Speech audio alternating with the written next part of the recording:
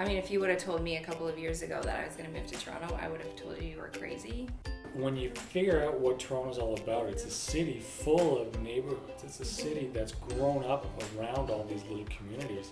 You know, we're so excited just to see what God's doing with this church plant, and just being joined with individuals who clearly have a passion for, you know, that city center, that core. God's just done something in both of our hearts over the last few years, where we're just drawn to the place and see the need and feel the need and feel like we're a part of it. I think there's just a hunger for authentic community, and that's what we really feel stirred to be part of.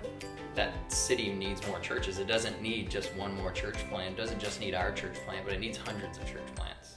To be able to minister to the nations right in our own backyard, I think is quite fantastic. It's a city of millions of people. Almost every nation in the entire world is represented in the city of Toronto, and is massively affecting not just Ontario, but the entire nation and even the nations of the earth.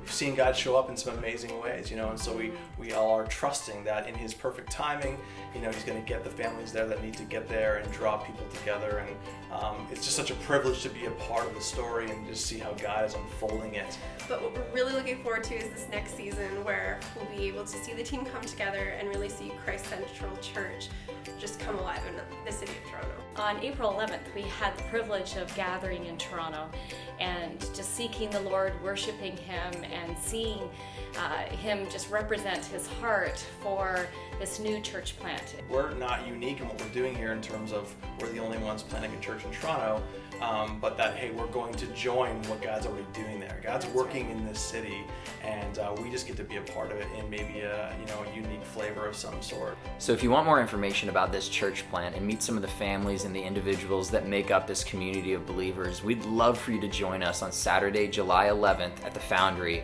where you can hear more about how this church is making Christ central in Toronto.